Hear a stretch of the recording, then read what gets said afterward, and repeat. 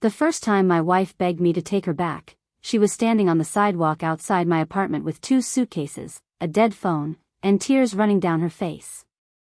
I lost everything, Daniel. Please. I know I ruined us, but you can't just leave me like this. I almost laughed. Not because it was funny. Because 6 months earlier, she had looked me straight in the eyes and told me she had never been happier. Welcome back to Karma Stories Hub.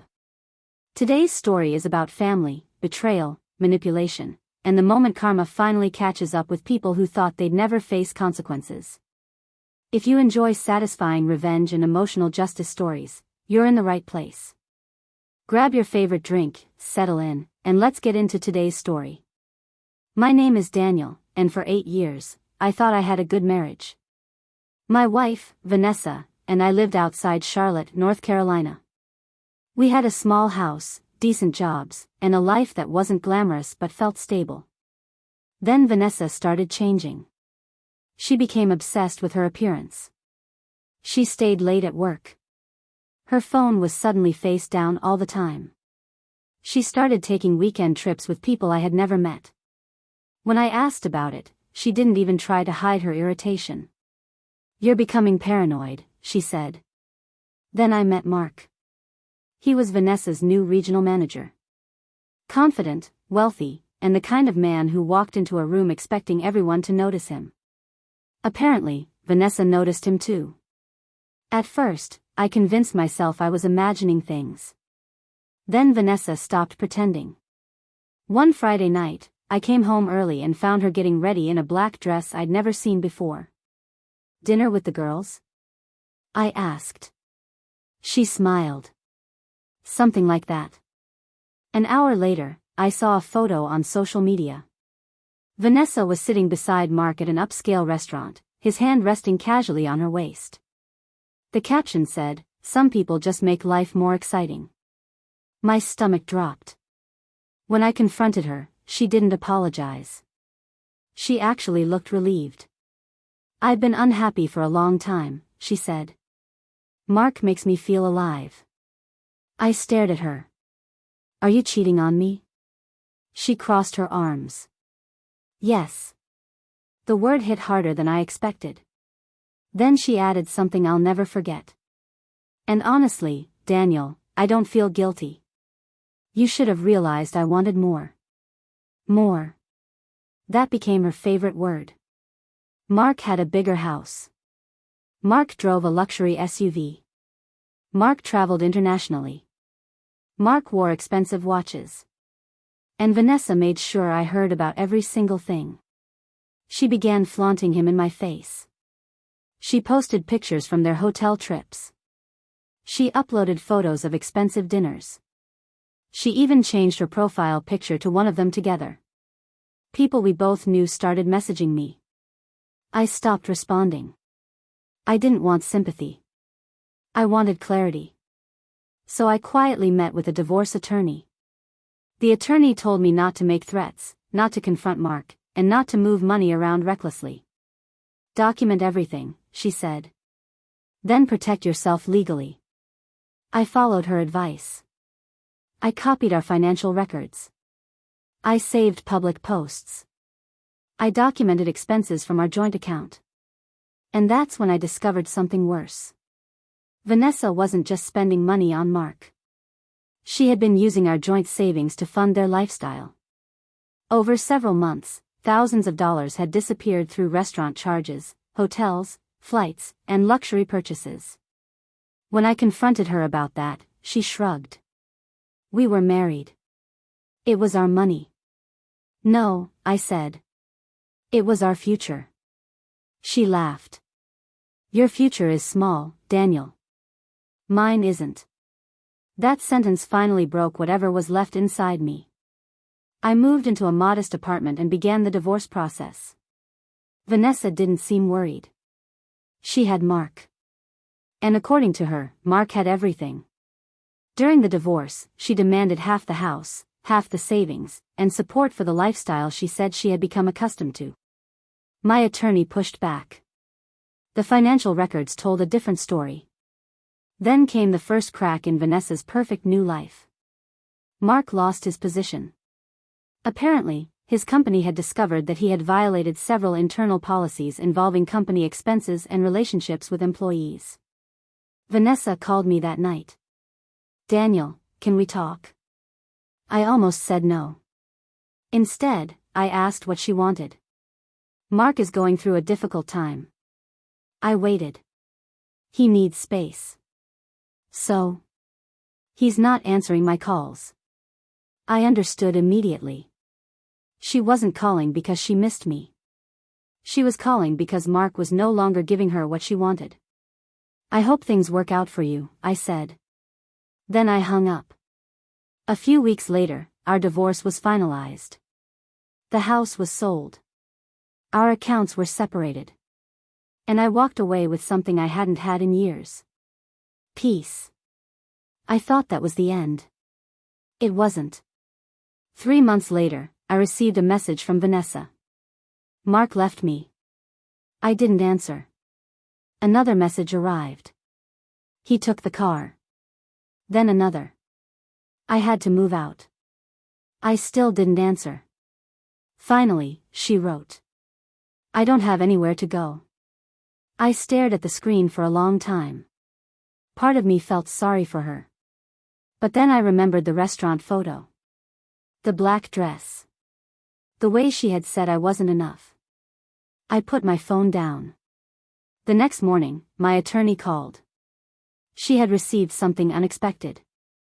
Vanessa had filed a request claiming she was facing financial hardship and needed temporary assistance. But there was a problem. Her own financial records showed that after the divorce, she had continued spending heavily on luxury purchases and had taken on new debt. Her hardship wasn't caused by me. It was caused by the life she had chosen. Then came the biggest twist. Mark hadn't simply abandoned Vanessa. He had been using her. During their relationship, Vanessa had given him access to several personal financial accounts because she trusted him. He had taken out loans in her name and drained a savings account she had opened after our divorce. She had ignored warning signs because she believed he was going to marry her. He never planned to. When she finally confronted him, he disappeared. Suddenly, I understood everything. The man she had chosen because he seemed to have more had left her with less than she started with. Vanessa showed up at my apartment 2 days later. That's when I saw how much she had changed. No designer clothes. No expensive handbag. No confident smile. Just an exhausted woman holding a folder of paperwork. "I know you hate me," she whispered. "I don't hate you." She started crying. "I made a terrible mistake." "Yes," I said. "I thought Mark was better than you." I stayed silent. "I thought you were holding me back." "You said that too." She wiped her face. I was wrong. I looked at her and realized something strange. I didn't feel victorious. I didn't feel angry. I just felt finished. She stepped closer. "Please take me back. I can fix this. I'll do anything." I shook my head. "No." Her face collapsed. "You don't even want to try?" "No." "Why?" "Because I finally understand the difference between forgiving someone and trusting them again." She stared at me. "I loved you," I continued. "Maybe part of me always will.